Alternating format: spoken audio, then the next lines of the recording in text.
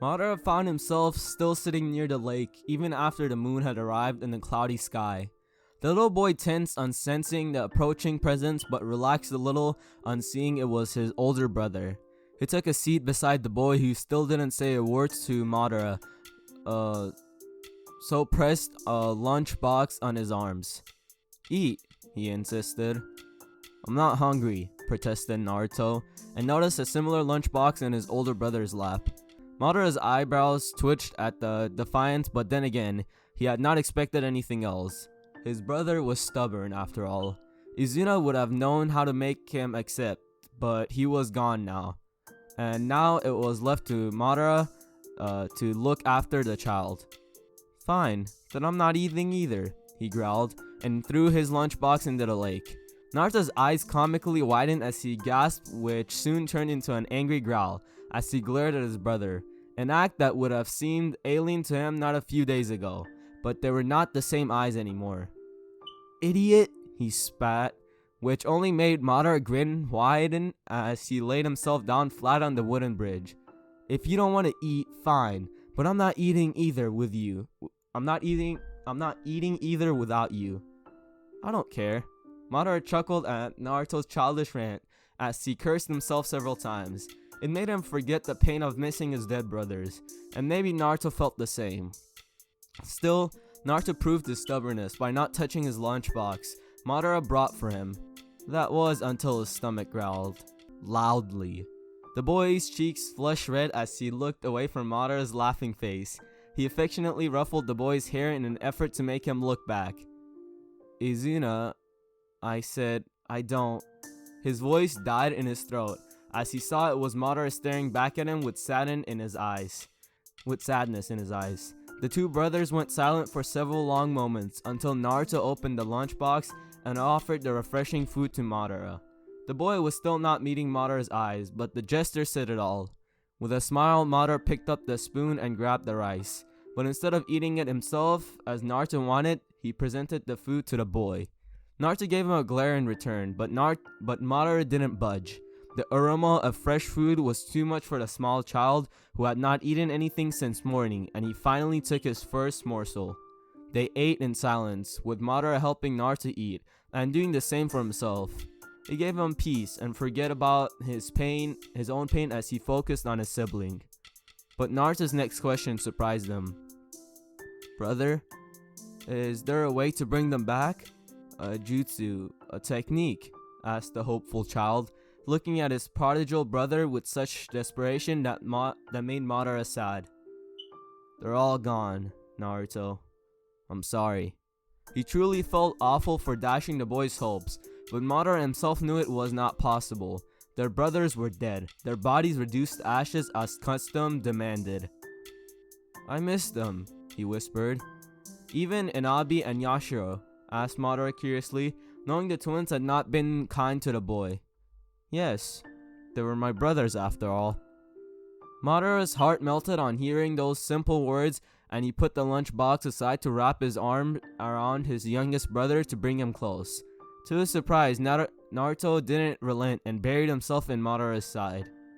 "I miss them too, and I'm sorry for not being there for you," said Madara, not realizing he had been wrong in ignoring his little brother for so long. Naruto didn't say anything, which made Madara panic. "Just don't leave me." Madara fought back his own tears as he gripped his little brother even more closer. "Never," he promised. Yet, even as he said that, an amused grin arrived on his lips, one which Naruto didn't fail to notice. "Quit getting depressed and broody all the time. I'll bunk you on the head," teased Madara, only to receive a smirk from his brother. "How will you even hit me when you're fat and slow?" Madara blinked and looked at his own body to actually see if he had gained some weight, only to find his normal lean and fit body. He also realized the weight of his brother on his side disappearing, followed by a little rock hitting his head.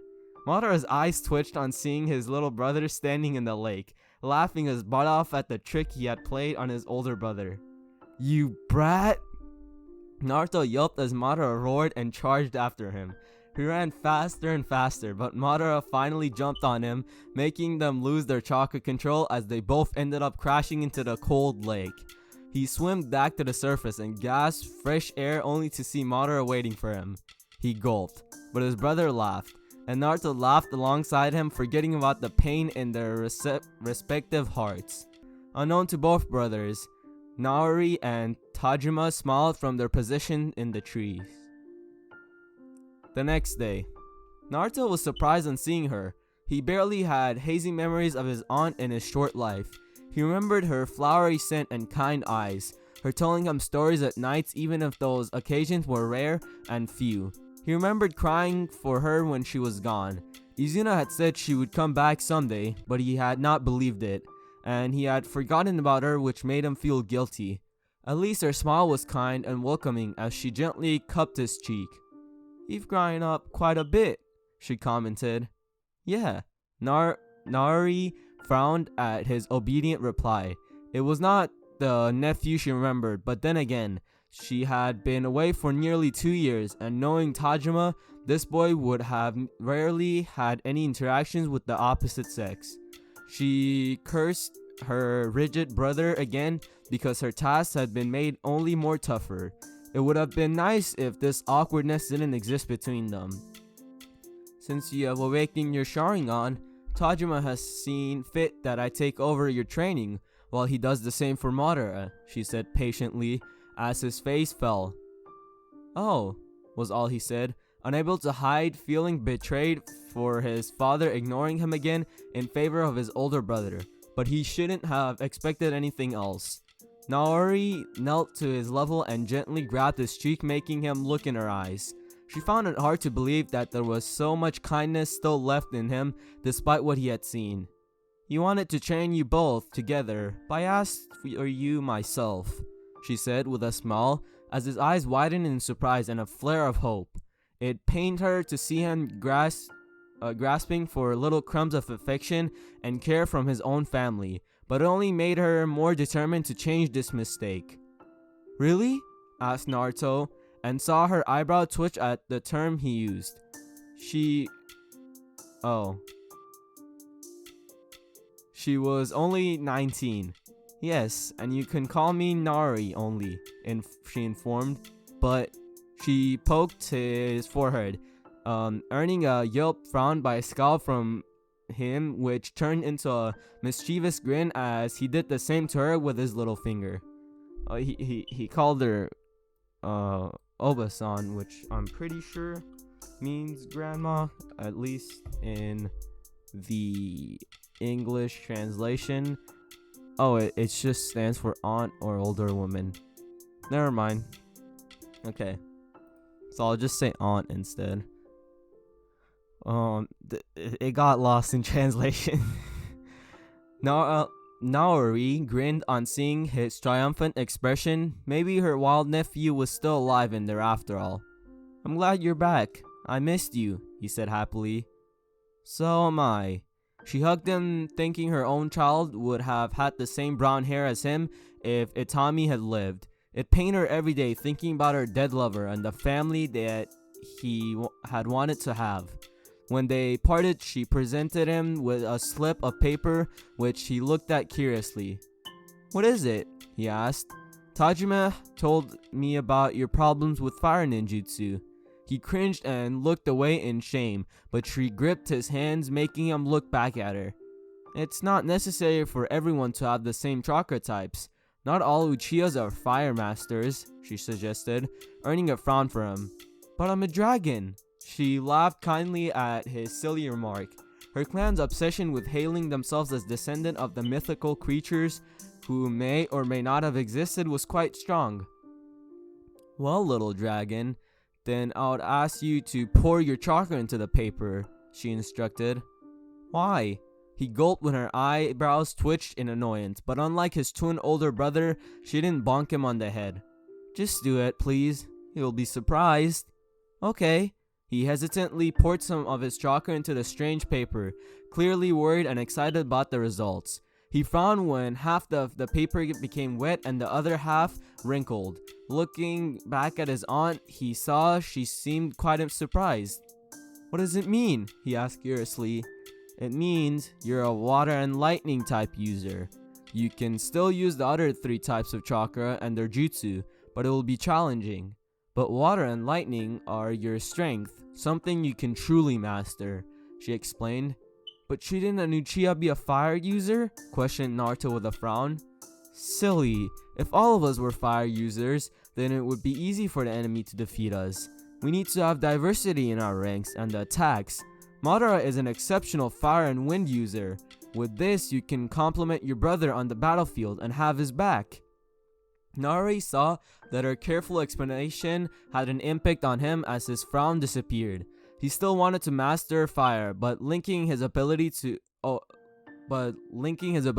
water and fire to that of protecting his older brother had made him more accepting of his different power. What type are you? Fire and lightning, but I know some good water jutsu as well. However, mastering them will be your job. But I don't see why with your Sharingan you can have much difficulty. Then let's get to work. Nari blinked when he yelled excitedly before running towards the lake to start his training. Gods, the boy was hyperactive, but it could also prove beneficial for his training. What she had also wanted to tell him was that apart from his training in combat, she would also be taking over his teaching in matters of clan, politics, and arts of diplomacy. Something which Tajima could not teach his sons in 1,000 years. Madara did not have the patience or tact for the soft skills. He was more of a warrior, but Naruto had a way with words, and this ability, if molded properly, could prove beneficial to their clan in the future. Madara would be the next leader of their clan, but if the Uchihas were to win, he would need his diplomatic and responsible brother to gather new allies and also turn lost ones back to their side. It was the only way they could weaken and defeat the Senju. With those thoughts in mind, Nari walked towards her nephew, in whom she could see her successor. Smash that like button. When we get to 500 likes, I'll release the next part. Subscribe if you haven't already, and comment Q or any other comment you may have. I hope you all enjoyed, and I'll see you all in the next part. Why did I sound so weird there? 1, 2, 3